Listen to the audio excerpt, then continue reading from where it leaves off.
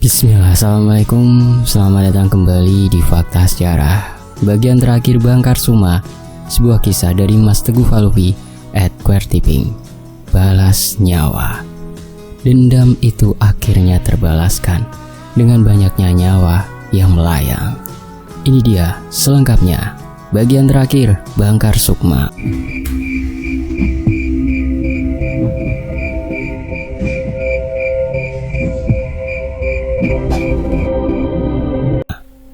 Suara teriakan Arsa dan Kak Eka silih berganti menggemparkan seisi leweng sanca getih yang sebelumnya tenang. Hanya menyisakan suara langkah dan dedaunan yang saling bergesekan. Seretan kedua tangan Ni Amirah kepada cucu-cucunya sudah tidak terlihat lagi oleh Gama dan Budi. Dari pandangan mata mereka berdua hanya pepohonan saja yang terlihat. Begitu juga sudah tidak melihat Bah Didi Markadi dan Sumardi setelah dibekap oleh dua orang yang tidak Gama dan Budi ketahui asalnya. Saking cepatnya kejadian itu karena tertutup pekatnya gelap. Dari balik pepohonan dan tanah yang sedikit menurun, baru saja Bah Didi Markadi dan Sumardi dilepaskan bekapan pada mulutnya. Namun pisau tajam malah mendekat di kedua leher anak dan bapak itu. Diam, jangan banyak bicara. Biarkan anak dan saudara saya itu masuk lebih dalam untuk menghadapi Ki Sarmadi dan antek-anteknya. Jangan karena kedatangan kalian akan mengganggu perjalanan Gama dan Budi. Paham? Suara Mang Idim sudah Bah Didi Markadi dengar dengan jelas, memadamkan sedikit dendam Bah Didi Markadi yang sudah membara untuk menghabisi Pak Hendra. "Siapa kamu sebenarnya?" ucap Bah Didi Markadi sambil ngos-ngosan mengambil nafas. Orang yang akan kedua kali menyelamatkan Bah Didi dan Sumardi di dalam leweng ini atas perintah Ki Dudui. Jika tidak makhluk kiriman Ki Sarmadi akan mudah menghabisi kalian berdua. Lepaskan indera bekapan kamu. Bisa mati kehabisan napas, Sumardi. "Mak saya mati di tangan Hendra pagi tadi. Sudi rasanya untuk saya diam," bentak Sumardi. Namun dengan cepat langsung kembali dibekap mulutnya oleh Indra. "Dengarkan saja perintah bapak saya, daripada kalian mati konyol," bisik Indra dengan tegas di dekat telinga Sumardi. Dan tidak mungkin Sumardi untuk melepaskan diri dari Indra dan Mang Idim yang jauh lebih siap dan terbiasa dalam keadaan seperti ini. "Pakai dendam kalian, rasa sakit kalian untuk memperjelas semua ini. Ikuti langkah anak saya. Jika tidak, anak saya yang akan menghabisi kalian. Paham, Bah?" bisik Mang Idim sambil mendekatkan pisau di bagian leher Bah Didi Markadi. Apalagi untuk Indra tidak akan kesulitan melumpuhkan kakek tua dan anaknya itu. "Ayo ikut dengan saya, jangan buang-buang waktu. Ki Dudui menunggu kalian," ucap Indra dengan tegas. Namun dari kejauhan hanya seorang lelaki tua dengan tubuh yang bungkuk sedang memperhatikan ke arah mereka berempat. Hanya menggelengkan kepalanya berkali-kali. Lelaki tua itu adalah Ki Sanca, yang mana tempatnya malam ini akan menjadi saksi dari semua yang sudah dimulai sejak puluhan tahun yang lalu. Bersamaan dengan langkah Bah Didi Markadi dan Sumardi mengikuti langkah Indra. Dari kejauhan Mang Idim terus membuntuti Gama dan Budi untuk memastikan semuanya sesuai rencana. "Sudah, biarkan mereka bertarung dengan caranya. Anak itu akan tahu isi leweng sanca getih seperti apa." Sebuah tongkat tiba-tiba menahan langkah Mang Idim. "Jangan halangi saya, Sanca." Mang Idim langsung mengetahui nama kakek tua bungkuk karena dari langkah kakinya terus diikuti banyak ular.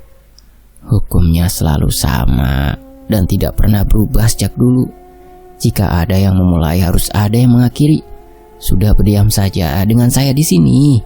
Tidak mungkin pertarungan besar datang dari awal," bisik Ki Sanca dekat dengan telinga Mang Idim. Sementara itu langkah kaki Budi dan Gama terus berjalan lurus semakin masuk ke dalam leweng sanca getih. Sudah tidak terhitung berapa lama mereka berjalan mengikuti Meong Hideng di depannya. Ini kali pertama Meong Hideng mengawal Gama dan Budi. Apalagi suara-suara yang tidak jelas sudah mereka dengar. "Bud, apa ini masih jauh?" bisik Gama perlahan. Sekujur tubuhnya sudah dipenuhi keringat. Penampakan arwah Eka dan Arsa saja sudah menjadi pertanda, Gam. Siapa tadi yang membekap Bah Didi Markadi dan Sumardi? Kita seharusnya sama-sama tahu, jawab Budi yang semakin tajam memperhatikan sekitar. "Mang Idim, Bud, Budi hanya menganggukkan kepala, tidak ingin konsentrasinya terpecah. Setelah kejadian sebelumnya sangat membahayakan Gama, membuat Gama berpikir dengan cepat bahwa kabar buruk Badi di Markadi benar-benar membuatnya bersama dendam yang kesumat untuk datang malam ini. Angin yang berembus kencang malam ini bukanlah angin biasa yang dirasakan, membawa dingin yang menancap pada kulit.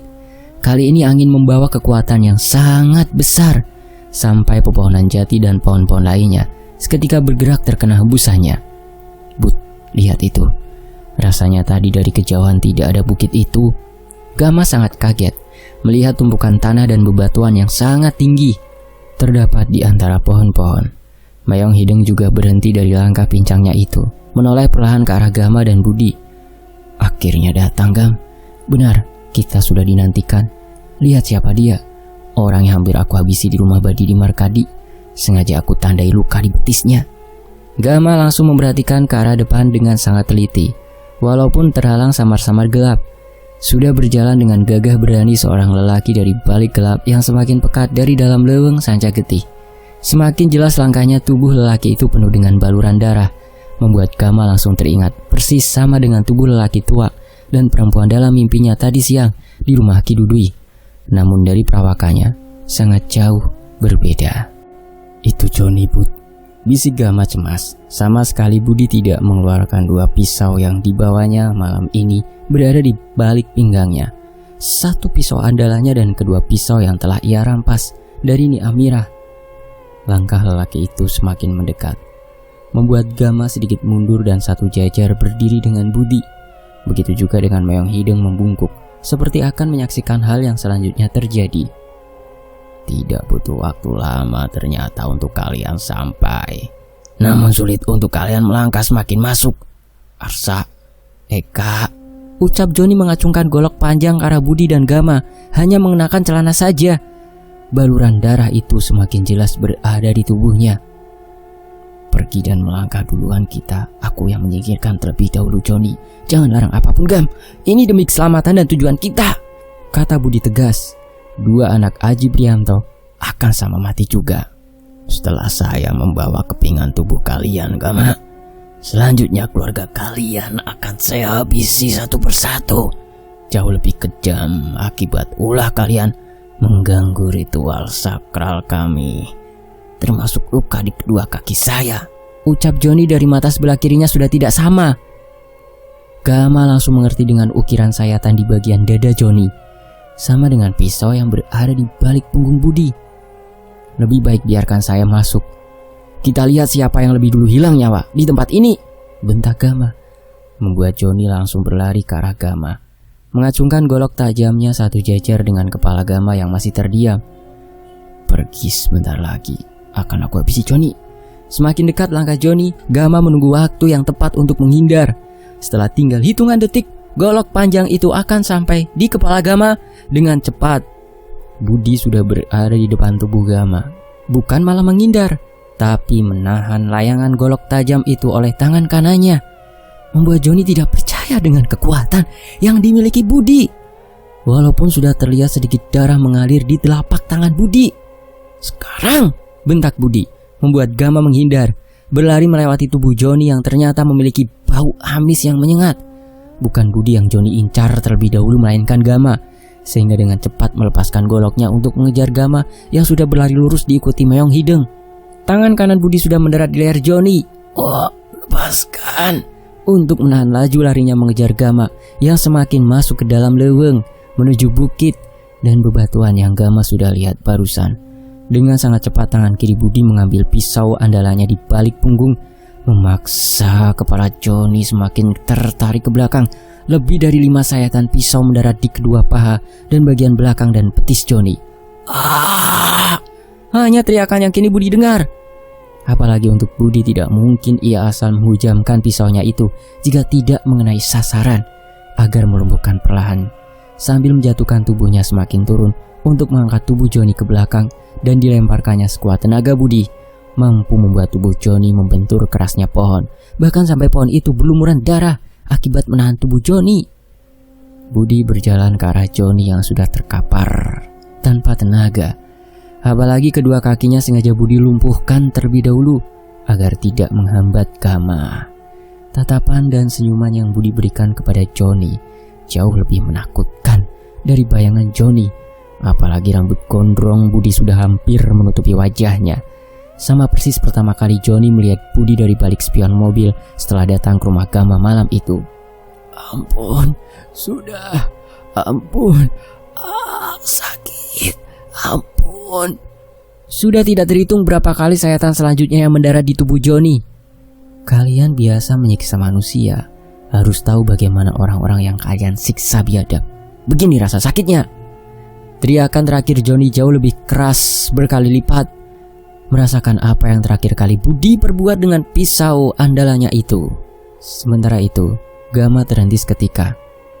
But, suara Johnny itu. Jangan sampai kau membayangkan apa yang sedang Budi lakukan dengan suara teriakan kencang tersebut.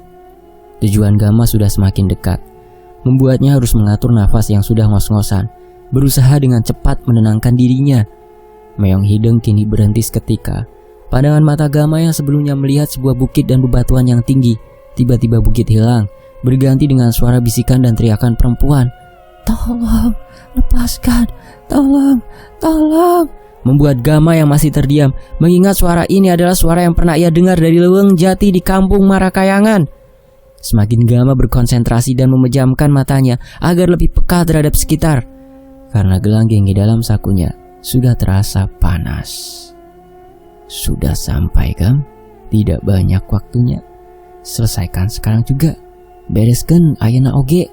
Suara Kilang Samana sudah terdengar dan sebuah tepukan tangannya sudah mendarat di pundak Gama. Gama perlahan membuka matanya. Angin-angin yang sebelumnya kencang seketika membuat seisi leuweung sancak getih hening. Malah Gama melihat sosok-sosok perempuan sudah berdiri mematung di hadapannya. Wajahnya pucat dengan rambut yang dibiarkannya terurai begitu saja, hampir sama dengan Sukma Ayu. Astagfirullah, apalagi ini? Bisik hati Gama mendapati keanehan apa yang sedang ia lihat. Namun dengan sekuat tenaga, Gama mengedipkan matanya. Ia malah mendapatkan kenyataan lain. Sosok-sosok perempuan yang semakin banyak itu, dari wajah dan lehernya, sudah banyak mengeluarkan darah-darah keluar dari setiap lubang yang ada di tubuh sosok perempuan itu, sambil terus menatap ke arah Gama dengan pandangan sayu. Masing-masing tangannya bergerak perlahan, memainkan rambutnya. Langkah kakinya bukan satu orang. Belum sempat Gama menelaah siapa yang akan datang dari suara langkah kaki menginjak tanah dan dedaunan, beberapa sosok perempuan itu bergerak perlahan. Bukan untuk maju ke arah Gama, melainkan bergeser ke arah samping. Gama langsung terkejut dari apa yang sedang ia lihat.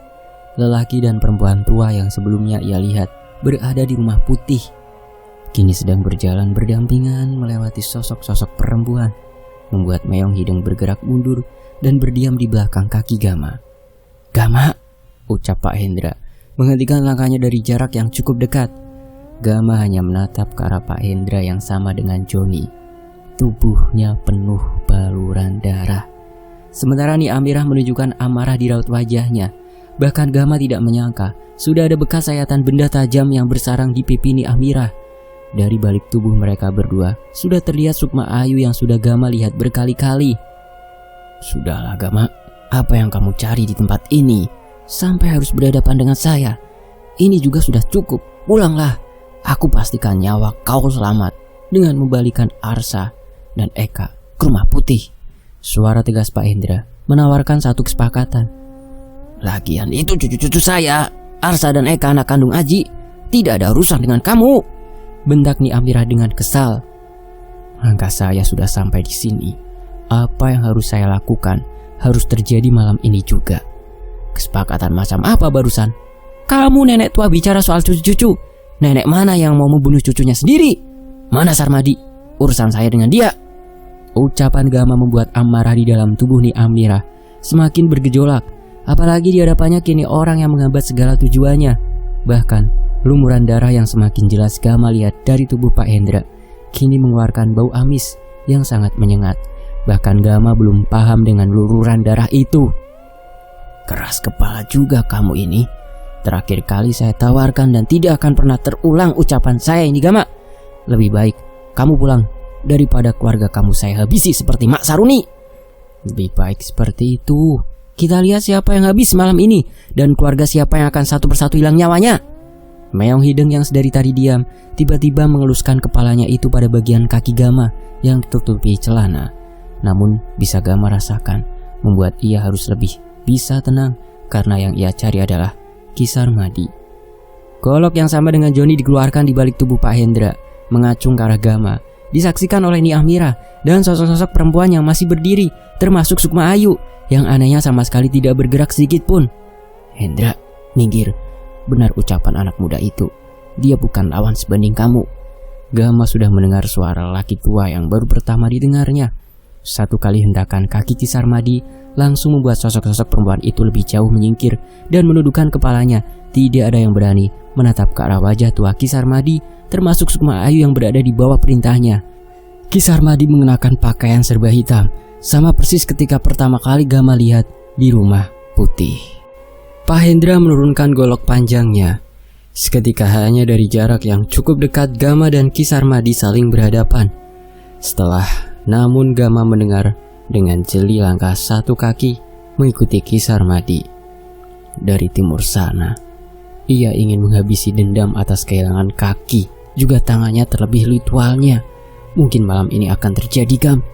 Membuat Gama sangat kaget untuk kesekian kalinya melihat Nyi Itoh, sang paraji, dukun beranak, yang berjalan menggunakan tongkat terjepit di ketiak tangan kirinya karena kaki bagian kirinya sudah hilang. Begitu juga dengan tangan kanannya akibat pertarungan di kampung Jabang Mayit. Nyi Itoh sudah berhenti di dekat Ni Amirah dan Pak Hendra, memberikan senyuman menakutkan yang membuat Gama kembali teringat kejadian itu. Membuat diri Gama tidak tenang karena ia tidak pernah percaya dengan kesepakatan jiwa-jiwa iblis yang sudah merasuki orang-orang di hadapannya itu. Tapi hal itu tidak akan terjadi, Gam. Kaki kamu dan tangan kamu akan tetap berada di tempatnya. Bahkan sekalipun nyawa kamu akan tetap utuh. Termasuk arwah Arsa dan Eka yang sudah kamu lihat barusan juga akan kembali. Asalkan kamu anggap saja kita tidak pernah bertemu dan tidak pernah ada masalah sampai harus berjumpa di tanah rumahku ini. Hiduplah dengan tenang dan sudahi semua ini. Ki Sarmadi melakukan hal yang sama kepada Gama, memberikan penawaran. Apalagi kini 4 orang di hadapan Gama sangat berbahaya. Basa-basi sudah tidak berlaku. Cepat kita selesaikan agar 2 anak tidak berdosa dan keluarganya itu segera lepas dari incaran gila kalian. Gelang Gengge semakin panas, Gama rasakan. Bahkan Ki Sarmadi cukup kaget ketika mendapati Meong Hideng masih berada di dekat kaki Gama. Setidaknya ia lebih tahu tentang binatang kesayangan Ki Langsamana itu, walau hanya dari sebatas cerita saja. Tenang Gama, tidak lucu rasanya harus ada keluarga yang menangis kehilangan nyawa anak atau suaminya atau cucunya ini. Lepaskan Joni juga dari sekapan budi dan kita sudahi semua ini agar tidak ada pertumpahan darah di sini. Cepat pulang. Saya anggap semuanya selesai dan saya akan melanjutkan apa yang seharusnya saya lanjutkan, Gam. Dan bahkan saya jamin tidak akan ada pertemuan lagi dengan Nyi Itoh sekalipun. Nada bicara Ki Sarmadi bahkan lebih rendah dari Gama agar Gama mengikuti keinginannya. Apalagi Ki Sarmadi juga sebelumnya mendengarkan teriakan Joni yang sangat kencang. Tiba-tiba Gama dibuat kaget, termasuk 4 orang yang sedang berhadapan dengannya. Sebuah kaki yang sudah terputus dari tubuhnya melayang di atas tubuh Gama, sedang berjalan dengan langkah kaki yang tergesa-gesa. Rambut gondrongnya sudah terurai, baju dan tangannya sudah dipenuhi darah. Mulutnya sendiri yang memaksa saya untuk menghabisi anak kalian, Sarmadi. Beruntungnya juga ada ibunya di sini. Biar kalian tahu rasanya kehilangan anak seperti apa. Bahkan dengan cara keji. Ibunya sudah saya buat kehilangan kaki dan tangan, tapi masih bernyawa. Anaknya tidak saya biarkan. Sama halnya ketika kalian mempersembahkan Sukma Ayu di lawang ini. Teriak suara Budi sangat kencang dengan cucuran keringat yang sudah membasahi wajahnya. Tiba-tiba Budi melemparkan 5 jari Joni ke hadapan Ki Sarmadi, bahkan tepat di dadanya. Itu jari-jari Joni, agar kalian ingat di mana anak kalian terakhir hidup. Sama dengan kalian memperlakukan Sukma Ayu, harusnya cukup seimbang agar tidak ada tawar-menawar dan kesepakatan. bentak Budi jauh lebih keras. Ucapan Budi membuyarkan tatapan kaget Ki Sarmadi dan Nyi Itoh yang masih tidak percaya potongan tubuh anaknya kini tepat di hadapan mereka berdua. Bahkan tongkat Nyi Itoh terjatuh begitu saja. Begitu juga dengan Ki Sarmadi, semakin percaya kejadiannya menimpa mantan istrinya di timur bukan hanya cerita belaka. Setelah melihat sebuah bukti seperti ini, bahkan menimpa anaknya. Budi, Ki Sarmadi dan Nyi Itoh benar-benar orang tua Joni. Sudah aku pastikan. Lihat saja amarah kakek dan nenek tua itu, bahkan Hendra dan Amirah. Biar mereka tahu rasanya, Gam. Lihat, di balik baju Ki Sarmadi itu yang harus kita ambil, Gam. Kotak itu terikat di tubuhnya. Membuat Gama langsung teringat pada kertas tua yang masih ada di dalam sakunya itu. Amarah dari masa lalu dan pandangan mata Nyi Itoh sudah memuncak dari apa yang sudah dilihatnya malam ini. Nyi Itoh sudah melangkahkan kaki satunya itu dengan mengenakan tongkat. Akan aku buat mereka mati, ucap Nyi Itoh terbata-bata. Diam Nyi, sudah diam. Biar saya yang bereskan mereka berdua. Karena Ki Sarmadi merasakan akan datang kehadiran seseorang, membuat Gama dan Budi langsung melihat dari kejauhan. Di balik pohon satu yang cukup besar, keluarlah api yang menyala dengan tubuh yang tidak bisa mereka lihat jelas. Semakin terang api itu membuat tubuh Ki Sarmadi bergetar, bak terkena sengatan listrik. Matanya berubah menjadi merah. Menerima sosok lain masuk ke dalam tubuhnya yang dikirim kobaran api itu, membuat leweng sanca getih yang sebelumnya gelap gulita tiba-tiba terang oleh cahaya api. Namun membuat sosok-sosok perempuan yang sedari tadi hanya diam, membuatnya hilang seketika, hanya menyisakan Sukma Ayu. Hus kalbut, bisik Gama. Budi hanya menganggukkan kepala saja. Ia tahu betul apa yang akan diperbuatnya dalam kondisi seperti ini. Bahkan meong hidung yang berada di dekat kaki Gama itu langsung semakin menyalakan pancaran mata kuningnya. Bersamaan dengan gelang gengge dari dalam saku celana Gama kembali mengeluarkan panas. Bersamaan dengan cahaya api itu semakin menyala dari terang dari tubuh seseorang yang telanjang dada itu. Namun sama sekali tidak terlihat wajahnya oleh Budi dan Gama. Ki Sarmadi sudah berbicara sangat dekat kepada Nyi Itoh. Di jawaban sebuah anggukan kepala dan berjalan mundur menemui Hendra dan Nyi Amirah yang masih tidak percaya kejadian malam ini di luar rencana mereka berdua bisa menghabisi Gama dan Budi dengan mudah. Nyi Itoh langsung menyampaikan pesan kepada Hendra dan Nyi Amirah yang mereka berdua langsung pahami. Nyawa dan darah kalian, balasan atas kematian Joni, harus mati di tangan saya, teriak Ki Sarmadi sangat kencang. Sengaja ini Gam, biar mereka mengincar aku. Minggir, ucap Budi sudah dengan nafas yang ngos-ngosan, mengesampingkan sedikit rambut gondrong yang menghalangi pandangan matanya itu. Belum sempat Budi berlari ke arah Ki Sarmadi, hentakan posisi kuda-kuda Ki Sarmadi dan gerakan tangannya itu sudah bisa membuat Budi tiba-tiba terpental membentur pohon. Seperti ada angin dan kekuatan yang langsung menjauhkan tubuh Budi. Apalagi api dari kepala iblis sekali itu semakin menyala. Budi, satu persatu, tunggu giliran kamu Gama, manusia biadab. Dengan penuh emosi Ki Sarmadi menggerakkan tangannya dari jauh, seperti mengangkat tubuh Budi. Dalam hitungan detik, leher Budi sudah ada yang mengangkatnya, namun tanpa wujud, sama seperti yang menimpa Ibu Elis dan Arsa.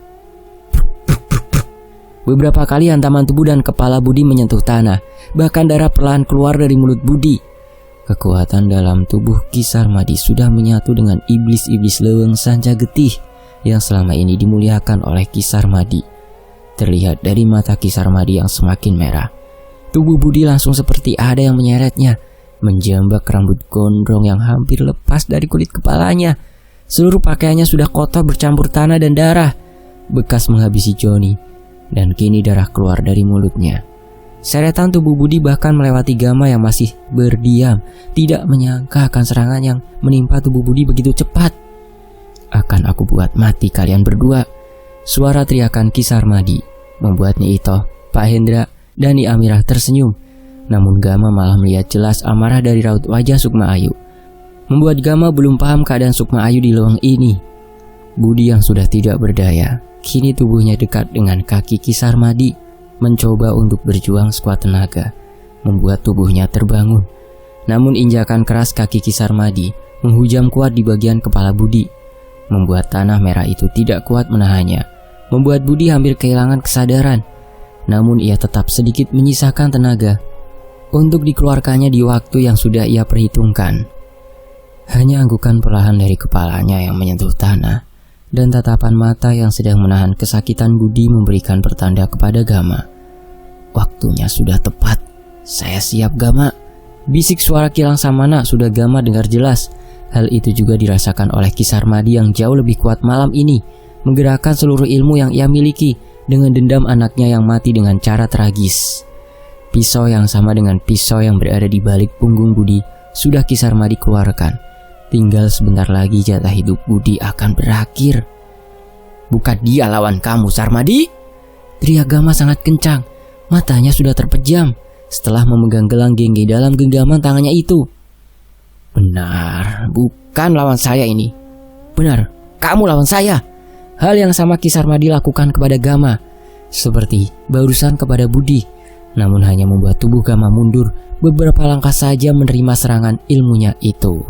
Tiba-tiba, tubuh penuh dengan kobaran api yang awalnya hanya berdiam, kini sudah melangkah, membuat kekuatan Ki Sarmadi semakin menjadi, berjalan ke arah Gama, memerintahkan makhluk yang tidak bisa Gama lihat menerpa tubuhnya dengan sebuah pukulan sangat keras, membuat Gama semakin terpojok, menahan serangan sosok yang tidak terlihat itu, sampai tubuhnya Gama tertahan sebuah pohon, membuat Gama tidak menyangka Ki Sarmadi dengan iblis-iblis itu mempunyai kekuatan yang jauh lebih besar. Sambil berjalan cepat, Ki Sarmadi melemparkan pisau ke arah Gama, melewati tubuh Budi yang masih terkapar, dan Meong Hideng yang sedang menantikan perintah Gama. Hanya melihat Gama dan Budi saja. 1, 2 kali pisau yang mengarah ke bagian dada Gama berhasil ia hindari dengan cepat. Apalagi lemparan itu menghujam sangat kencang. Namun lemparan yang ketiga tepat di bagian samping kepala Gama, satu jajar dengan mata sebelah kiri. Beruntungnya hanya beberapa senti mengenai jidat samping Gama, dan sebuah pukulan keras tidak bisa Gama hindari, mendarat di bagian perutnya. "Hanya dalam cerita Meong Hideng yang kamu bawa itu, pahlawan akan kalah terlebih dahulu. Kemudian memang tidak ada akan terjadi dalam prinsip hidupku, Gama. Itu semua omong kosong. Langsamana tidak sesakti itu. Hanya dari cerita saja. Tidak ada yang bisa menghentikan kemauan saya," ucap Ki Sarmadi dekat sekali dengan wajah Gama. Apalagi ia sudah mengambil satu pisau yang tertancap dalam di pepohonan. Juga darah keluar dari mulut Ki Sarmadi akibat tubuhnya sudah bersama iblis. "Setelah ini, Arsa, Eka, istri kamu, dan seluruh keluarga kamu akan saya habisi. Akan saya jadikan seperti Sukma Ayu," lanjut Ki Sarmadi sangat pelan, melihat Gama yang belum bisa bergerak dengan rasa sakit di bagian perut dan darah mengalir melewati bagian matanya akibat pisau terakhir. "Sekarang Gama, hentakan!" Mata Gama yang sudah terpejam mendengar ucapan lain dari suara yang ia kenali dari Kilang Samana.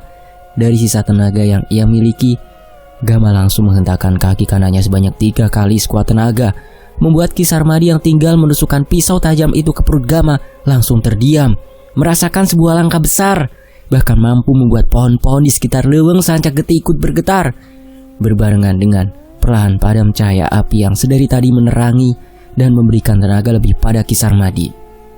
Kring kring kring kring kring. Suara yang Ki Sarmadi dengar bukan dari suara gelang gengge yang berada di dekapan tangan Gama, melainkan dari langkah Meong Hideng yang pincang sedang berlari ke arahnya. Setiap langkahnya menggetarkan seluruh isi leweng malam ini. "Ada, jadi benar-benar ada." Darah memancar tepat ke arah tubuh dan wajah Gama, membuat Gama yang terpejam membuka matanya sekuat tenaga. Beberapa kali cakaran kuku Meong Hideng yang sangat panjang mendarat tepat dan menghujam tubuh Ki Sarmadi dengan cepat. Dada, punggung, kaki, dan tangan tidak dilewati oleh cakaran itu. Teriakan menahan sakit jauh lebih kencang terdengar oleh Gama, manakala cakaran itu mendarat tepat di leher Ki Sarmadi dan hampir membuat kepalanya itu terputus. Tubuhnya langsung terbaring di hadapan Gama, berbarengan dengan padamnya api dari arah Ni Itoh, Mbak Hendra, dan Ni Amira. Budi dan Gama melihat jelas ketika Nyi Itoh akan bergerak mendekat ke arah suaminya yang sedang dalam keadaan terkapar parah, langsung ditahan oleh iblis Huskal, membuat mereka bertiga berbalik badan dan berjalan dengan tergesa-gesa masuk lebih dalam ke leweng Sanca Getih, mengikuti langkah sosok yang sebelumnya menyalakan api dari wajahnya. Kini dari pandangan samar-samar mata Gama, ia melihat tubuh Huskal berubah menjadi sangat hitam, dengan 2 tanduk di kepalanya yang muncul sedikit dengan rambut gondrongnya, diikuti Nyi Amirah, Nyi Itoh, dan Pak Hendra masuk lebih dalam ke arah yang semakin gelap. Namun Gama melihat sesuatu yang aneh dari wajah Sukma Ayu yang tiba-tiba mengikuti langkah mereka. Wajah pucatnya kini terlihat penuh dengan amarah. Dengan sisa tenaga yang Budi miliki, memaksa tubuhnya untuk bangun, berjalan ke arah Gama. "Gam, tahan Gam." Suara sobekan baju Budi sudah terdengar oleh Gama, langsung melilitkan pada kepala Gama yang masih mengeluarkan darah, juga rasa sakit di perutnya. Bekas hantaman kekuatan Ki Sarmadi masih melekat.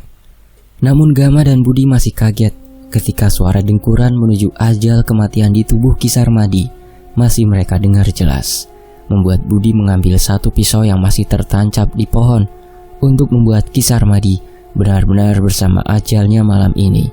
Apalagi dari kepala yang sudah hampir putus itu terus mengeluarkan darah yang banyak, disaksikan juga oleh Meong Hideng yang berada di dekat kaki Gama. "Sudah, biarkan saja. Sudah," ucap Gama agar Budi tidak melakukan hal itu. Baru saja pisau itu akan Budi layangkan tepat ke bagian lehernya Ki Sarmadi agar terpisah dengan tubuhnya. Tiba-tiba sebuah tongkat menghantam tangan Budi, membuat pisau di tangan Budi itu terjatuh.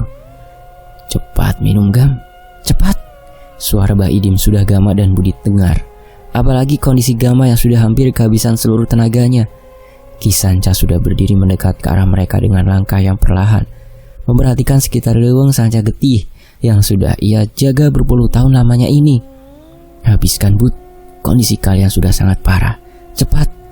Ki Sanca melihat ke arah Budi dan Gama, ke arah tanah dan ke arah pohon-pohon yang baru saja ikut bergetar akibat langkah Meong Hideng. Tidak percaya bahwa kejadian malam ini akhirnya terjadi setelah sekian lama menanti hal ini, dengan terdapat potongan kaki juga 5 jari Joni. "Sarmadi takkan mati dengan pisau itu," ucap Ki Sanca memperhatikan ke arah tubuh Ki Sarmadi yang sudah tercabik-cabik cakaran. "Bud, sekarang keluarkan pisau itu.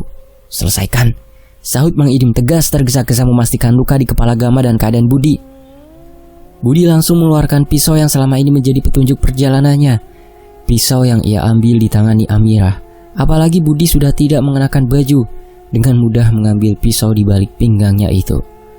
Pisau yang sama ketika Sarmadi menghabisi nyawa Sukma Ayu, bisik Ki Sanca. Kembali teringat benda di tangan Budi di atas tanah yang selama ini ia jaga. Kejadian itu terjadi, membuat Budi langsung menyatakan di bagian lehernya Ki Sarmadi berkali-kali agar Ki Sarmadi berjalan bersama ajalnya di sebuah tempat yang sama. Ketika menghantarkan Sukma Ayu menuju kematian, membuat darah itu semakin mengalir, manakala mata yang melotot Ki Sarmadi terpejam untuk selama-lamanya. Gama sudah dibantu untuk berdiri tegak oleh tangan Mang Idim, karena air dalam tubuhnya itu baru saja bereaksi. "Mana yang Ki Sanca bicarakan tadi? Apakah benar adanya Ki?" ucap Mang Idim, membuyarkan lamunan Ki Sanca. Ujung tongkat di tangan lelaki tua bungkuk itu bergerak menyingkirkan ke arah perut mayat Ki Sarmadi. Dengan pakaian yang tersobek-sobek, sudah terlihat sebuah kotak terikat di bagian perutnya dengan satu pertanda Ki Sanca kepada Budi, membuat Budi langsung memutuskan tali dan mengambil kotak itu. "Jangan kalian buka sekarang. Jika ingin sampai ke akar-akarnya, bawa kotak itu dan satukan dengan cermin di rumah Aji. Bakar cermin itu dan kotaknya." Membuat Budi langsung menyerahkannya kepada Gama dan memberikan pisau itu kepada Ki Sanca yang sudah mengulurkan tangannya. Mang Idim dan Budi masih penasaran dengan langkah Ki Sanca yang mendekat ke arah pohon, yang kini dari pandangan Gama menjadi sangat besar. Ilmu iblis tidak hanya menipu daya manusia, bahkan tempat sekalipun, agar manusia benar-benar tersesat. Lanjut Ki Sanca berjalan dengan perlahan. "Gimana Ki tempatnya?" Gama memaksakan bicara karena ia masih ingat gambaran yang tertulis dari kertas bekas Gilang Samana. Ada coretan tempat iblis itu terdiam, membuat Ki Sanca sangat kaget pada tempat yang akan ia tunjukkan karena Gama sudah mengetahuinya. Masuk di sana, ada jasad membangkar Sukma Ayu. Tubuhnya sudah menjadi tengkorak. Kuburkan saja di dalam. Kelak akan saya tanam tumbuhan untuk menutupi kuburan Sukma Ayu, jawab Ki Sanca perlahan. Tiba-tiba terpaan angin kencang mengguncang seisi leweng Sanca Getih yang semakin gelap pekat. Gama dan Budi juga Mang Idim melihat tengkorak utuh yang membangkar adalah jasad Sukma Ayu yang dijadikannya persembahan oleh Pak Hendra, membuat mereka bertiga tidak percaya bahwa alasan Sukma Ayu begitu patuh pada perintah Ki Sarmadi akibat hal ini. Kesempurnaan jasadnya tidak akan terjadi jika Sarmadi tetap hidup. Ilmunya akan tetap sekti dan orang yang melakukan persembahan itu akan abadi dengan apa yang mereka mau, ucap Gama perlahan. Didengarkan jelas Ki Sanca, membuat Ki Sanca semakin yakin bahwa semua tentang Gilang Samana sudah turun kepada Gama. Padahal ucapan Gama barusan dibisikkan oleh Gilang Samana yang hanya didengar oleh Gama. Cepat kuburkan tengkorak itu, waktunya tidak banyak. Bakal mengundang makhluk lain datang yang sudah lama menanti lama dan menginginkan tempat ini, bentak Ki Sanca memperhatikan Gama. Budi dan Mang Idim hanya dengan menggunakan pisau menggali tanah di dalam lubang pohon yang besar itu. Namun Ki Sanca tidak berani lagi memandang ke arah kucing hitam yang kini berjalan terpincang-pincang mengelilingi pohon besar untuk memastikan keamanan Gama, Budi, dan Mang Idim. Bagaimana keadaan Arsa dan Kak Eka, Mang? Tanya Gama berkali-kali mengelap keringat, kembali memegang kotak kayu dan memikirkan apa yang selanjutnya Sukma Ayu perbuat. Belum selesai ini, Gam. Ada beberapa hal yang harus kita pastikan. Kepergian Hendra, Niitoh, dan Amirah jangan sampai menjadi bumerang bagi kita. Sementara itu, Budi berucap, akan kugantung semua kepala mereka, Bah, yang sudah sangat kotor seluruh badannya dan bekas darah, tanpa mengenakan baju sama sekali, perlahan membawa satu persatu tengkorak Sukma Ayu yang membangkar itu. Dengan aturan yang sebelumnya sudah Budi ketahui, bagaimana caranya agar terkubur dengan benar. Gama yang mendengar ucapan Budi itu yakin bahwa Budi tidak hanya akan berakhir dengan omong kosong, melainkan dengan sebuah bukti. Cepat, kalian cepat, bentak Ki Sanca semakin panik karena sudah melihat dari kejauhan berbagai makhluk yang ada di dalam leweng Sanca Getih. Anehnya hanya berdiam ketika tatapan tajam mata Meong Hideng yang semakin jelas menyala berwarna kuning mengarah tepat pada mereka yang berdiam cukup jauh di sekitaran pohon besar. Selesai, Bah, ayo keluar, cepat.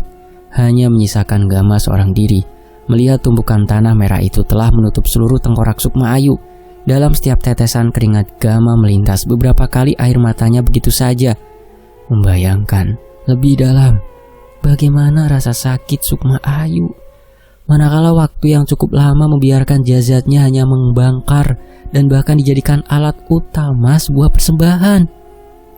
Gam, maaf kita belum selesai. Ayo, malam sebentar lagi lewat dini hari. Masih banyak hal yang perlu kita selesaikan. Tepukan tangan Ki Dudui ke pundak Gama membuat hatinya terus mengirimkan doa kepada Sukma Ayu. Bahkan air minum yang tersisa di dekatnya itu Gama siramkan perlahan dan memberikan doa kepada Sukma Ayu. Baru saja Gama, Budi, dan Mang Idim akan mendekat ke arah mayat Ki Sarmadi, sudah terlihat banyak sekali ular-ular mengelilingi tubuhnya itu. Bahkan melewati bekas potongan kaki Joni dan jari-jari tangannya yang tergeletak tidak jauh dari mayat Ki Sarmadi. Biar saya yang urus dua mayat ini. Biarkan saja nanti juga akan dikelilingi makhluk di tempat ini, seperti lalat mengelilingi daging, sesuai dengan tingkahnya selama hidup. Lanjut Ki Sanca, mengajak mereka bertiga agar segera keluar dari leweng Sanca Getih secepatnya.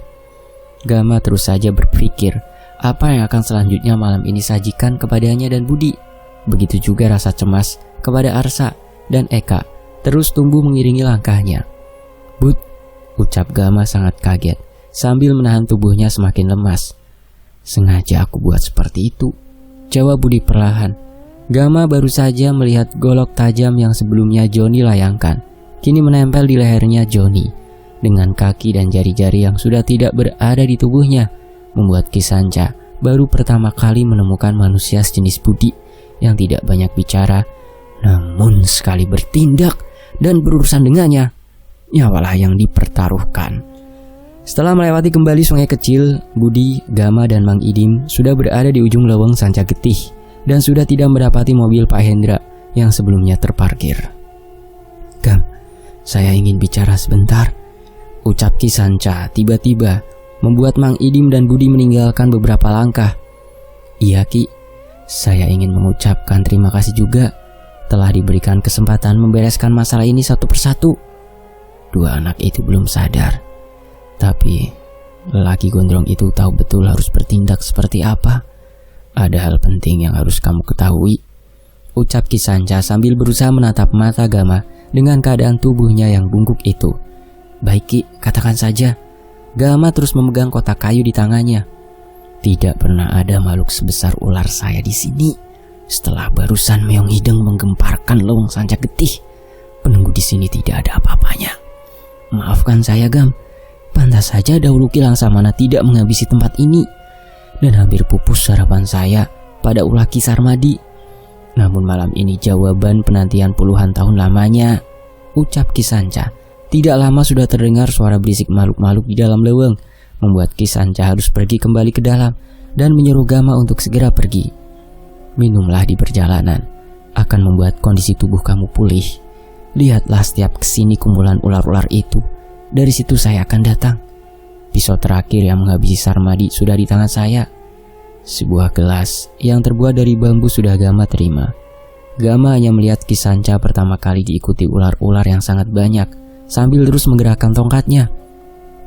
"Kita berjumpa di rumah putih, Bud. Biarkan Amang membawa Gama. Kondisinya sudah semakin lemas," ucap Mang Idim yang sudah sangat cemas. Tidak banyak waktu yang tersisa.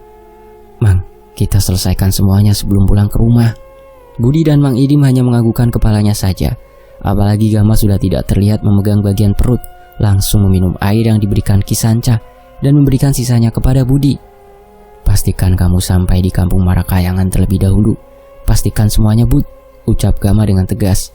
Melihat Meong Hideng kini sudah masuk ke dalam mobil yang pintunya sudah dibuka Mang Idim.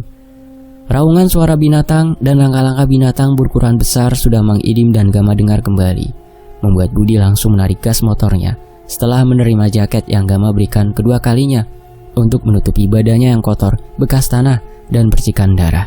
Sama halnya dengan baju Gama yang kenakan penuh darah, bekas darah Ki Sarmadi. "Luka itu akan segera kering. Tahan Gam.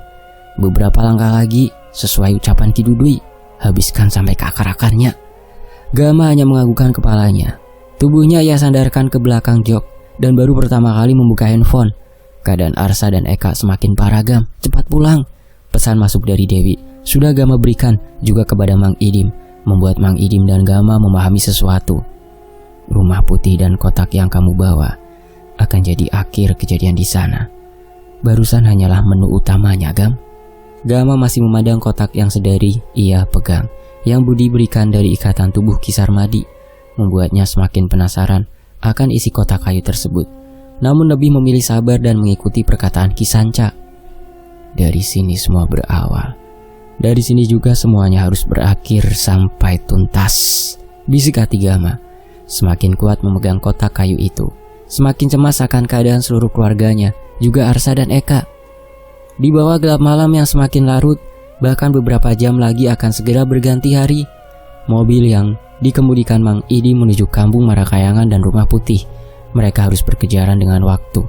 Sementara motor yang Budi bawa sudah melesat kencang terlebih dahulu. Berbeda dengan kondisi Gama yang masih memejamkan matanya, mengatur nafasnya untuk kembali tenang. Apalagi ikatan di kepalanya masih menempel, menahan laju darah agar tidak keluar. Astagfirullah.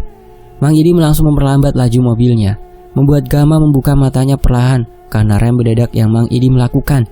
Dari kejauhan, Budi sudah melihat ke arah kerumunan orang, melihat sebuah mobil menabrak pembatas jalan. Kecelakaan tunggal. Apa itu mobil yang dipakai Hendra? Mirip sekali. Beberapa pengendara yang melintas sudah perlahan melihat ke keadaan mobil itu. Bagian depan mobil sudah terlihat mengeluarkan asap, padahal tidak akan lama sampai dan masuk ke kampung Marakayangan. Budi yang sudah mendapati dan mengenali mobil Gama langsung berjalan mendekat. "Siapa, Bud?" tanya Mang Idim yang baru saja akan turun. "Hendra mati di dalam mobil. Bukan sengaja menabrakkan ke pembatas jalan, tapi ada yang mencekek lehernya." Baru saja ucapan Budi terdengar jelas oleh Gama. Pandangan Gama malah melihat sosok Sukma Ayu yang berdiri di antara kerumunan pengendara yang melihat kecelakaan itu. Sama dengan kematian Dinda di atas jalan dan oleh kendaraan. Jauh lebih mengenaskan, Gam. Kepalanya terjepit setir mobil. Mungkin beberapa menit lagi jika tidak ada pihak berwajib, mobil itu akan terbakar, jawab Budi. "Cepat kita pastikan Amirah dan rumah putih itu," sahut Mang Idim yang langsung menekan pedal gas mobil. Karena tidak akan lama sampai disusul oleh Budi yang berjalan dengan cepat menuju motor. Roda kendaraan mobil dan motor tepat berhenti di sebuah gerbang rumah yang teramat sangat megah dan kokoh itu. Dari kejauhan, pintu rumah masih terlihat terbuka. Sekarang Gama memahami sesuatu, Mang. Benar, Gama. Seharusnya kecelakaan Hendra setelah mengantarkannya Amirah ke rumah ini. Apa kita masuk saja, Bud? Lebih baik masuk. Pintu itu sudah terbuka, Gam. Budi, Gama, dan Mang Idim langsung berjalan tergesa-gesa menuju pintu yang sudah terbuka. Bagi mereka bertiga, baru pertama kali menginjakan kakinya di rumah dengan ukuran yang sangat luas ini. Lampu-lampu mewah mengeluarkan cahaya indah menyambut langkah yang sangat hati-hati dan juga penuh kewaspadaan Gama dengan meong hidung yang terus mengikutinya. Duk duk duk. Suara gedoran pintu yang dipukul berkali-kali menyambut kedatangan mereka bertiga membuat Gama langsung terdiam. Malah meong hidung dengan jalan terpincang-pincang berbelok ke arah kanan ruangan rumah. Duk. Dari sana suara itu, Bud. "Hati-hati," bisik Gama, masih memegang kotak yang ia bawa dari tubuh Ki Sarmadi. Budi sudah memegang pisaunya. Suara itu semakin jelas dari arah pintu kayu yang kini masih mengeluarkan suaranya, membuat Mang Idim, Budi, dan Gama berhenti. "Tolong, keluarkan saya, tolong!" Suara perempuan di balik pintu kayu terdengar jelas, penuh ketakutan dan sangat kalap. Perempuan itu mengetahui ada seseorang yang telah berdiri di balik pintu, karena sebelumnya mendengar langkah kaki manusia yang semakin mendekat. Dekat. Tiba-tiba dari arah dapur, malah pintu kamar lain yang terbuka, membuat Gama dan Budi melihat seketika. Manakala Mang Idim sedang memastikan siapa yang berada di dalam kamar itu. "Ibu Elis di dalam kamar itu," suara Bititin yang terdengar pelan hanya mengeluarkan sebagian kepalanya saja dari kamar. Gama dan Budi beruntungnya masih ingat dengan perempuan itu. Pernah memohon kepada Budi agar suaminya tidak dihabisi malam itu ketika mengejar Arsa dengan goloknya dalam keadaan kerasukan. "Ibunya Arsa ya, Bi, yang ada di dalam?" "Iya, Ibu Elis. Belum lama Pak Hendra datang, lalu pergi lagi sesudah mengantarkan Ni Amira ke sini. Tapi tidak tahu kemana Ni Amira sekarang," jawab Bi Titin ketakutan dengan rambut yang sudah berantakan. Gama melihat tubuh Mang Karno sedang melotot ke arah atap dengan wajah yang sudah pucat. "Suami ibu kenapa? Kenapa tidak pergi dari rumah ini? Saya takut ancaman Ni Amira. Nyawa suami saya masih ada, Pak. Tolong suami saya." Bahkan Bi Titin begitu sangat terkejut setelah semakin dekat melihat dua orang di hadapannya ini sudah kotor dan penuh bekas darah.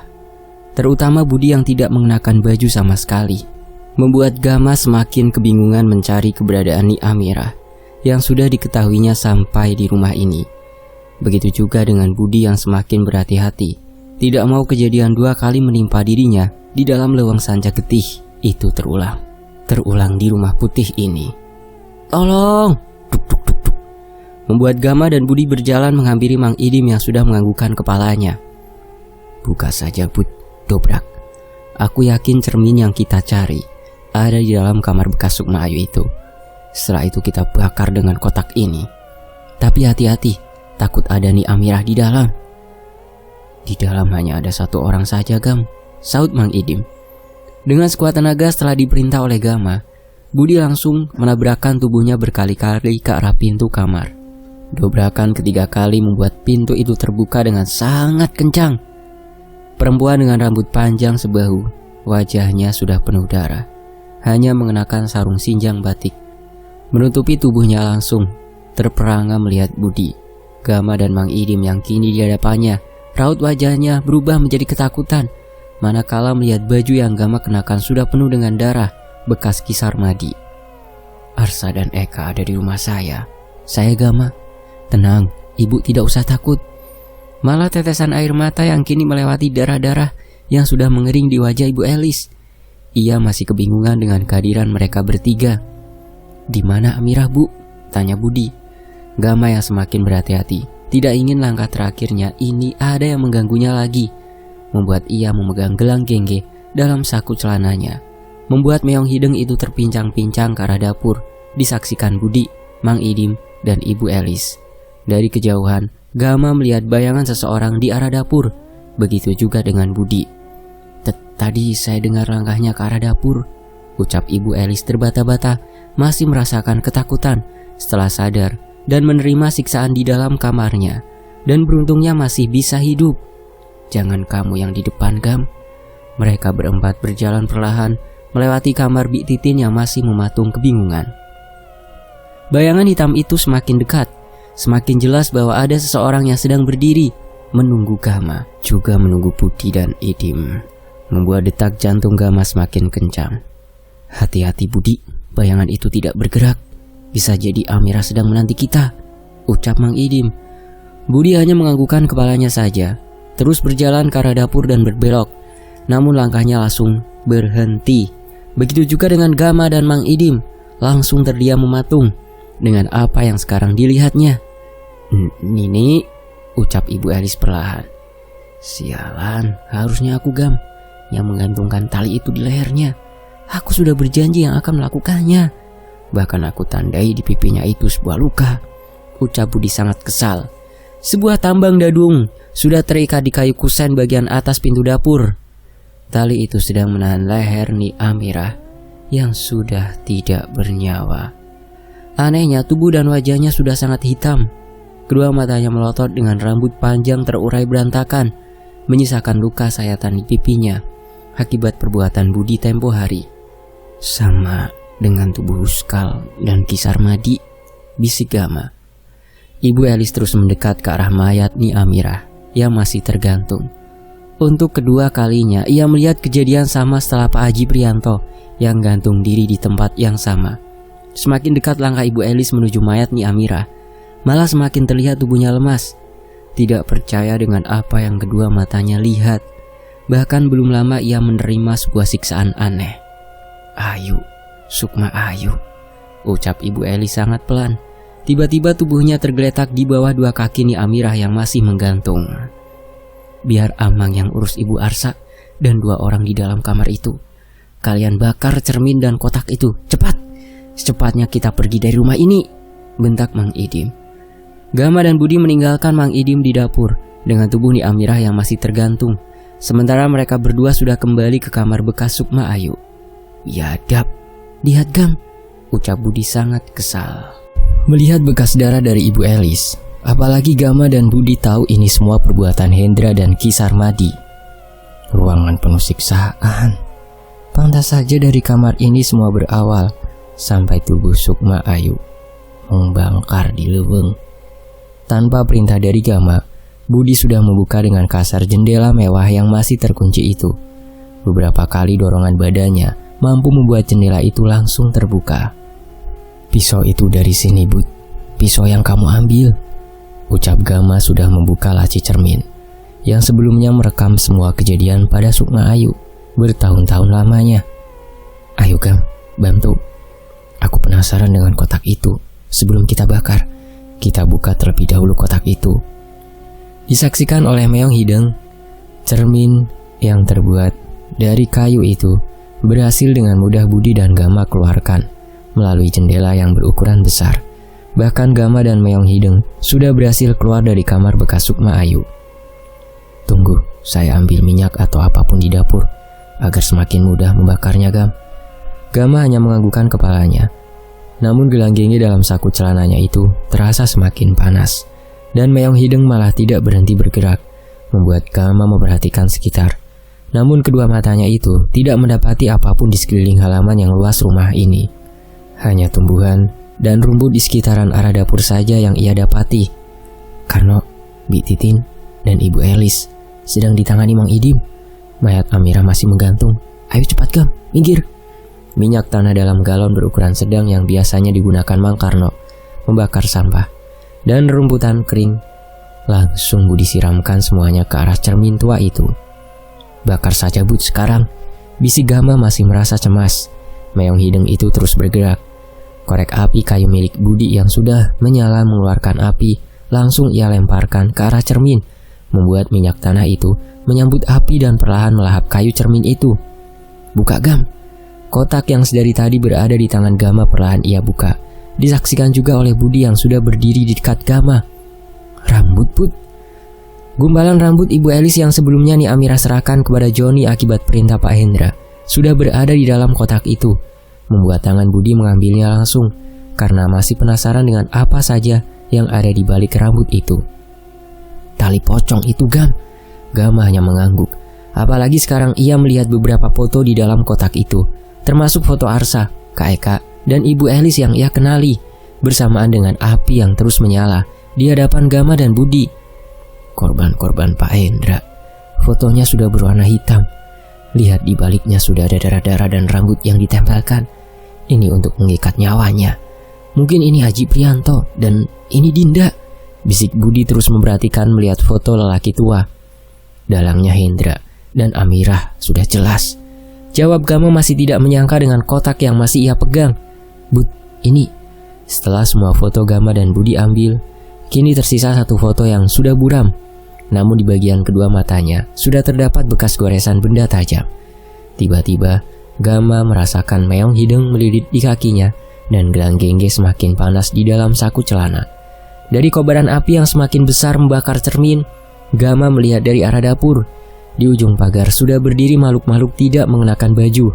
Di setiap tubuhnya berwarna hitam, memiliki sedikit tanduk yang keluar. Memperhatikan ke arah dapur yang mana mayat Ni Amirah masih tergantung. Ini Sukma Ayu Gam. Lihat ada nama, satu tetesan darah dan rambut. Di balik fotonya juga tertulis tahun. Apalagi ini foto jauh lebih besar dari yang lainnya. Ucap Budi tiba-tiba menunjukkan ke arah Gama. Foto perempuan teramat cantik itu tergambar di atas kertas foto tua. Ketika Gama menghitung tahun yang tertulis, sama persis dengan apa yang pernah dikatakan Mbah Didi Markadi dan Mak Saruni 10 tahun ke belakang. Gama, lemparkan, cepat Gam. Teriakan suara Mang Idim terdengar. Sudah keluar dari pintu rumah putih, diikuti Bik Titin dan Mang Karno, juga Ibu Elis yang sudah mengenakan pakaian. Lemparkan Gam. Pantas semua itu terjadi. Dendam itu akan abadi jika tidak kita sudahi, ucap Budi. Setelah semua rambut dan beberapa foto, juga tali pocong itu dimasukkan kembali ke dalam kotak. Seketika Gama melemparkannya ke arah kobaran api. Namun Gama masih melihat sosok-sosok hitam itu berdiri di tempat yang sama. Ibu dan bapak pergi dan jangan kembali ke rumah ini, apapun, paham? Bentak Mang Idim dengan tergesa-gesa keluar dari halaman rumah putih. Gama melihat langkah tergesa-gesa Mang Karno dan Bik Titin. Mang Idim langsung membuka pintu mobil agar Ibu Elis masuk. Cepat Bu, masuk. Nini mayatnya masih di dapur.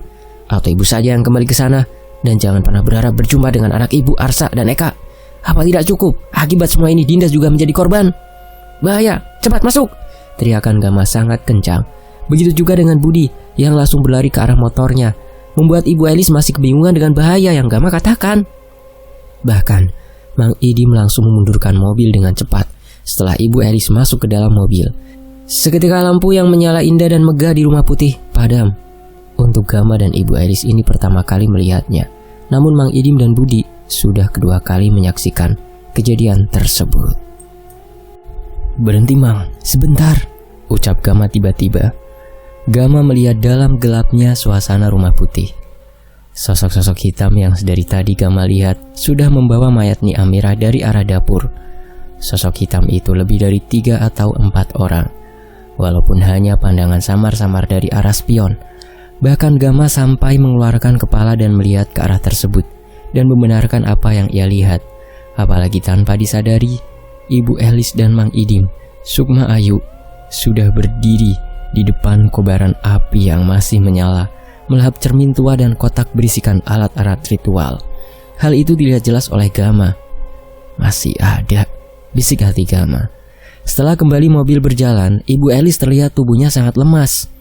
Sudah beberapa kali matanya terpejam dengan luka dan darah di wajahnya belum sempat dibersihkan. Setidaknya sampai rumah, Akan aman keadaannya nanti kita pulihkan di rumah, ucap Mang Idim mendapati Gama sedang memperhatikan ibunya Arsa dengan rambut yang tersisa sampai bahu akibat ulah Ni Amirah. Baru saja Gama dan Mang Idim penasaran pada keadaan mobil Pak Hendra setelah mengantarkan Ni Amirah. Dari kejauhan sudah terlihat asap semakin kental keluar dari bagian depan mobil seperti bekas kebakaran. Budi kembali sudah terlihat memastikan tubuhnya kosong, tidak bernyawa si Hendra. Luka di beberapa bagian. Semua ulah Sukma Ayu jauh lebih mengenaskan, ucap Budi yang didengar jelas Ibu Elis ketika berbicara pada Gama di balik jendela mobil yang sudah terbuka. Seimbang, bahkan kurang, ucap Ibu Elis pelan sekali, namun sudah tidak kuat menahan mata dan tubuhnya untuk bangun. Suara samar-samar tangisan sudah telinga Gama dengar semakin jelas. Beberapa pijatan di wajah sampai ke ujung kaki semakin terasa. Tubuhnya sudah terbaring di dalam rumah, sedang disaksikan oleh Ki Dudui, Mang Idim, dan Budi. Sebentar lagi akan bangun, kek. Kita bicarakan sebelum pagi tiba, ucap Mang Idim perlahan. Panggil Arsa, Eka, dan Ibu Elis agar mereka mengerti kenapa semua ini bisa terjadi, jawab Ki Dudui perlahan. Baju yang kotor yang penuh darah bekas dipakai Gama masih tergeletak di dekat tubuhnya. Perlahan matanya terbuka melihat Arsa dan Kak Eka sedang berjalan dibantu Teh Anggit, Dewi, dan Pak Wahyu semakin mendekat diikuti Ibu Elis. Kakek, tangan Ki Dudui melambai agar Badidi, Markadi, dan Sumardi mendekat. Bersamaan dengan wajah cemas Dewi istrinya sudah Gama lihat.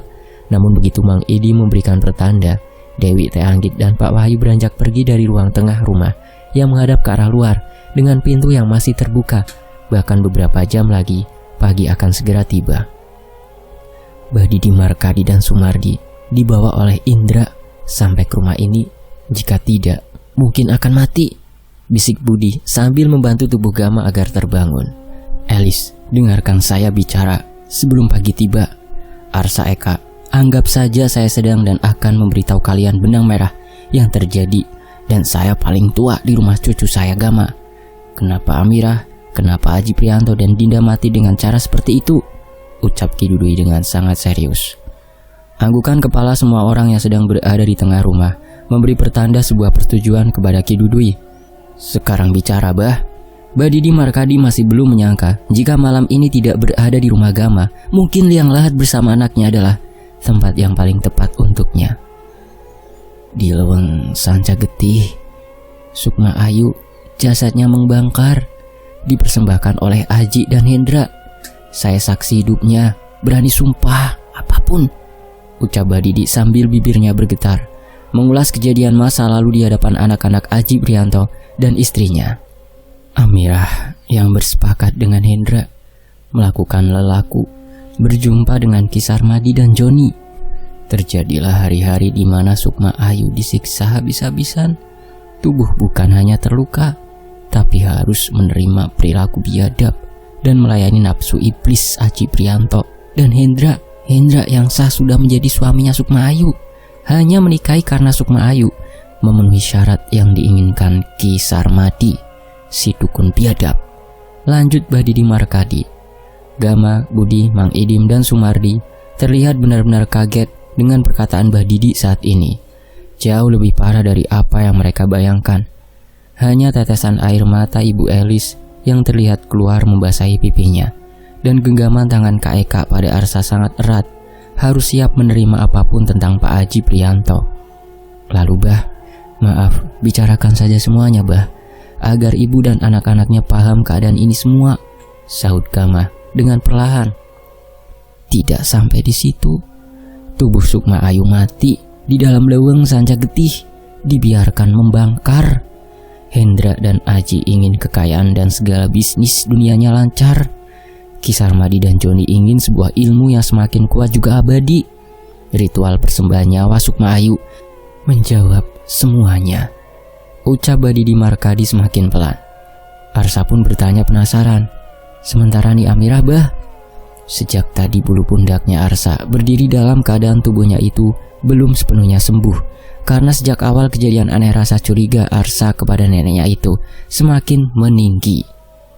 Amirah tujuannya untuk membalas kepada siapa saja di masa lalu yang menghinanya dalam keadaan sulit dan miskin.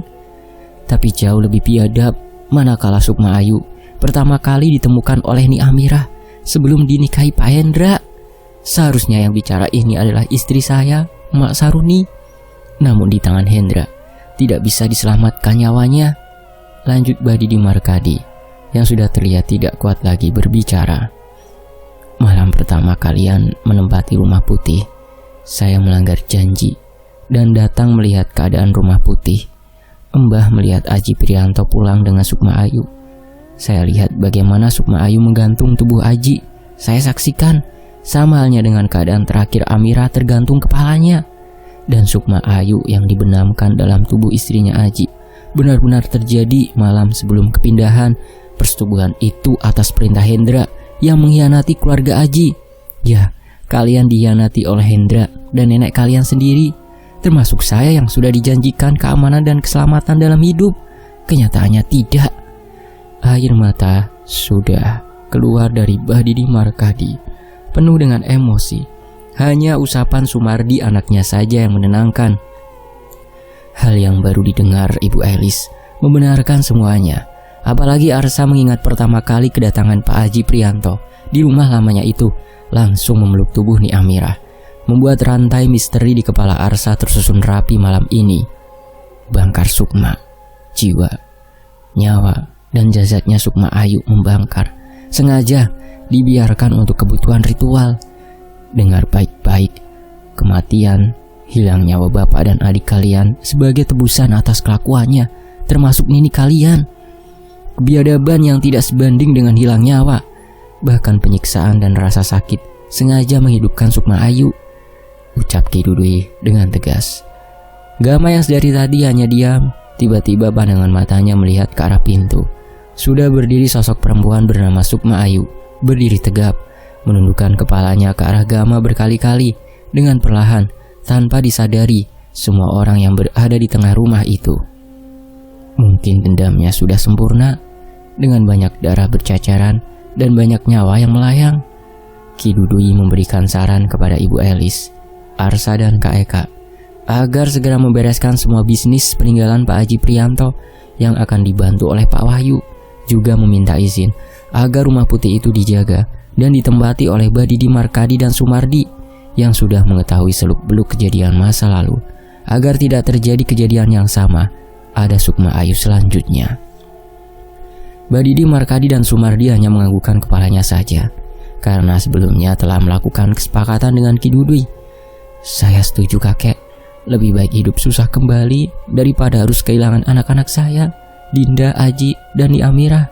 Sudah cukup untuk saya. Ini akan menjadi luka dan sulit untuk sembuh, dan butuh waktu yang panjang untuk melupakan kejadian ini. Termasuk saya tidak tahu kemana dan di mana mayat Ni Amirah. Mungkin akan sama membangkar tanpa ada yang memasukkannya ke liang lahat.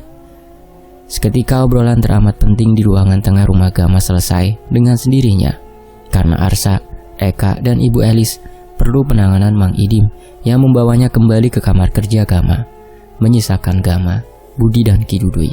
Setelah Badidi Markadi dan Sumardi berjalan ke depan rumah untuk membakar rokoknya, membuat diri mereka berdua jauh lebih tenang. Setelah pembicaraannya menguras emosi, masih belum ada kata rela akan kepergian Mak Saruni. Gam, sayangnya Bangkar Sukma menyisakan masalah baru, ucap Ki Dudui sambil menepuk paha Gama, membuat Gama dan Budi paham apa yang akan keluar selanjutnya dari mulut Ki Dudui itu. Ada seorang ibu yang sudah kehilangan kaki sebelah kiri dan tangan sebelah kanannya itu tidak rela melihat kematian mantan suami dan anak kandungnya mati dengan cara seperti itu di Leweng Sanca Getih, lanjut Ki Dudui berbisik pelan. Dan Budi pun menyahut, Arya Pradipta mendapatkan gangguan dari kejadian masa lalu bapaknya yang kini mengikuti dari timur itu. Pertanda Ito akan segera ke sana cepat atau lambat. Maaf, hal ini baru aku katakan. Arya sudah bicara banyak ketika aku mencari alamat kampung Marakayangan dan berjumpa dengannya hari itu juga, Saud Budi menambahkan. Jadi kayak apa ini baru saja awal yang membuka masa lalu itu datang kembali. Semoga waktunya tidak cepat datang sebelum Arsa, Eka dan ibunya minimal sembuh terlebih dahulu. Ingat, kalian seperti apa menghabisi Sarmadi dan Joni. Ni Ito ingin melakukan hal sama pada kalian. Mencegah hilang nyawa keluarga Arya Pradipta berarti adalah tanggung jawab atas apa yang kita lakukan di jalan kebenaran, dan kebaikan dalam hidup tidak serta-merta datang. Kedua hal itu perlu pengorbanan. Ucapan Ki Dudui membuka cakrawala baru yang sedang berada dalam pikiran Gama saat ini. Waktu juga tidak memberinya jeda untuk kembali berjalan di atas garis takdir. Padahal sudah cukup rasanya untuk menjadi saksi tragis bagaimana Sukma Ayu membalaskan dendam di detik-detik waktu terakhir. Namun dari banyaknya darah dan hilang nyawa atas hukum alam sebab dan akibat Bangkar Sukma membuat satu kejelasan bahwasanya sebuah balasan akan selalu datang dan menghampiri bagi siapapun yang bernyawa atau setelah masuk ke alam abadi, yaitu kematian. Membuat Gama langsung berbicara kepada Arsa yang masih terbaring, karena ada satu hal perlu ia sampaikan agar membuat Arsa semakin kuat menghadapi kejadian bernama cobaan saat ini. Ada hal yang ingin saya katakan, Sa. Baik Pak, maafkan saya telah banyak merepotkan. Gama hanya menundukkan kepalanya, mendekat ke arah telinga Arsa. Di dunia ini tidak ada yang bertanggung jawab membuat kamu aman kecuali dirimu sendiri. Jaga keluargamu yang tersisa. Kepala Arsa hanya mengangguk berkali-kali, memberikan jawaban kepada Gama. Walaupun rekaman kejadian, segala gangguan dan keanehan yang tragis ketika berhadapan dengan Sukma Ayu akan ia kenang selamanya. Bahwasanya tanggung jawab akan selalu ada dan mengikuti selama ia masih hidup, sekalipun tanggung jawab nyawa. Tamat. Kisah ini selesai. Terima kasih telah menjadi saksi bagaimana Bangkar Sukma menerpa, membawa sebuah dendam akibat perbuatan binatang bernama manusia. Kebiadaban yang terjadi mungkin tidak akan sebanding dengan balasan apapun. Namun pencipta dengan cara bekerjanya sangat mengetahui apa itu adil yang sebenar-benarnya dalam hidup maupun setelah kematian. Ada hal yang tersisa dari cerita ini, yaitu dendam Ni Ito yang akan segera Gama dan Budi hadapi. Dendam dari masa lalu dan masa sekarang sedang dalam perjalanan untuk menemui Gama. Akhir kata, semoga cerita Bangkar Sukma bisa menjadi hiburan, selebihnya bisa menjadikan pelajaran, karena kita akan berjumpa lagi dalam kata dan cerita yang sudah siap menanti teman-teman untuk menyimaknya segera. Terima kasih juga kepada teman-teman yang sudah sampai selesai menyimak cerita ini. Sampai berjumpa di judul yang akan datang. Insya Allah, Kampung Jabang Mayit 2 tentang Ni Ito yang membalas dendam. Semoga Fakta Sejarah bisa membacakannya untuk teman-teman di sini. Fakta Sejarah mengucapkan terima kasih untuk penulisnya, Mas Teguh Falfi @QRTV, dan tentunya buat teman-teman yang sudah menyimak sejauh ini di Fakta Sejarah. Dan sebelum saya mengakhiri, saya mohon untuk teman-teman untuk berkunjung ke channel saya yang satunya ya, yang Wen Antoni. Di channel tersebut, saya menunjukkan proses isi suara di channel Fakta Sejarah dan Tony FS.